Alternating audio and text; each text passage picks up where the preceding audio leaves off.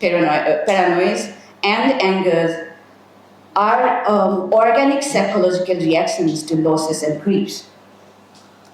This situation became fertile ground for suspicion towards central peace-building efforts. Even amid this fear and anger, there is a deep sense of care and love within the Meitei community, a bond that even in this intense emotional stage holds the possibility of peace. While central intervention deployed thousands of security personnel and administrative control, these were later reduced in early 2026 after a surface-level decline in violence. The situation remained fragile, that only the directly affected Meitei villages can testify. As a Meitei speaker, I understand the responsibility to protect our community and identity. Yet, I urge that we must be cautious. Allowing fear and anger to dictate our actions risks perpetuating the cycle of violence. Thousands of displaced persons remain in precarious conditions, unable to return home safely. I also appeal to Kuki leaders and intellectuals to recognize the dangerous consequences of keeping armed groups alive and active. I actually had written active, but there are also some things that comes out of your mind. And we basically said that in psychology, whatever slips through your tongue also it carries some kind of unconscious wish. I'm not going into the detail of it. Beyond cycles of fear and anger, all communities in Manipur must remember that our choices are guided by conscience. This shared humanity must anchor us so that the fragile possibility of reconciliation is not lost. When arms remain alongside poles of peace, violence can re-emerge even after apparent calm. And this is what we have seen because weapons and arms persist.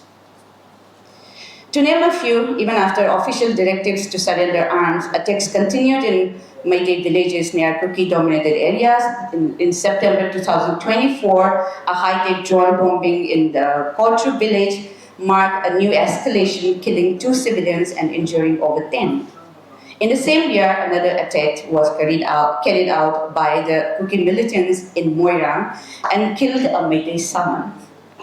In November 2024 again, in Jiribam, women and children were abducted and killed, which we also saw in the video.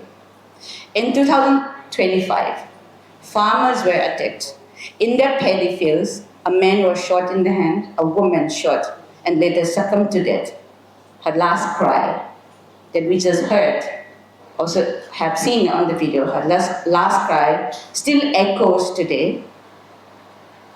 Am I going to die? Ay busida beta.